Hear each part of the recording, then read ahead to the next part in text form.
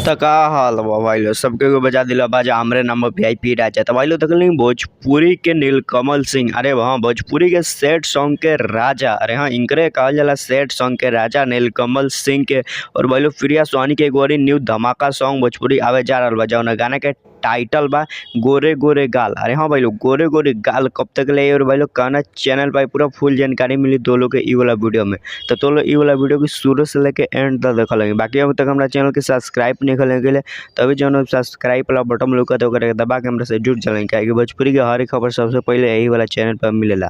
तो भाई लोग देख लेंगे भोजपुरी के ट्रेंड भोजपुरी के ई नीलकमल सिंह के बहुत सारा हिट गाना दिल बड़ा भोजपुरी में। और भाई लोग भोजपुरी के एक ऐसा कलाकार बड़ा जो भाई लोग कभी भी स्टेज शो ना करलन और भाई लोग ई पूरा विवाद से हट के रहलन, ई विवाद में तो उनको ना उलझलन और भाई लोग सिर्फ अपन काम करलन। और भाई लोग कहीं इवेंट उवेंट चाहे भाई लोग कुछ भी होकेला क्योंकि अवार्ड मिलेला भाई लोग कहीं पे भी ना जालन। और भाई लोग का जाने के इनवाइट मिलेला कि ना मिलेला लेकिन भाई लोग इन ना जालन। और भाई लोग भोजपुरी इंडस्ट्री में सबसे ज़्यादा गाना अभी के पीरियड में इनकारे बाज रहल बा और भाई लोग बहुत ज़्यादा इनकर गाना बाज रहल बा। और भाई लोग सैड सॉन्ग के राजा और कहे कि सबसे ज़्यादा हाई सबसे ज़्यादा व्यूज वाला सैड सॉन्ग इनकरे गाना बा। और भाई लोग पूरा इनकरे के सैड सॉन्ग के राजा सबके कहेला और भाई लोग लागेलन भी। बाकी ई वाला गाना भाई लोग बहुत ही ज़बरदस्त बहुत ही झकास भोजपुरी सॉन्ग होके अलावा नीलकमल सिंह और प्रिया सोनी के गोरे गोरे गाल भाई लोग टाइटल इनके इतना मस्त बा। और भाई लोग देखल ई वाला गाना बहुत वेस्ट बहुत झकास हो गल बा प्रिया सोनी के साथ। और भाई लोग खेसारी लाल यादव के साथ टुनटुन लाल यादव के साथ सबके साथ आ गल खतन नीलकमल सिंह सोचलन काहे ना गाना लाओ जाओ गोरे गोरे गाल प्रिया सोनी के साथ और भाई लोग वायरल कर जाओ। तो भाई लोग देखल प्रिया सोनी के साथ नीलकमल सिंह गाना एगो और आवे जा रहल बा। भाई लोग ई वाला प्रिया सोनी के फर्स्ट गाना बा नीलकमल सिंह के साथ। तो भाई लोग ई वाला गाना तो लोग देखल ना भूले।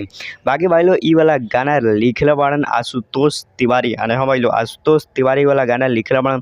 बाकी म्यूजिक डायरेक्टर बाड़न प्रियांशु सिंह, अरे हाँ प्रियांशु सिंह बहुत ही बेहतरीन बहुत ही झकास म्यूजिक दिल बाड़न।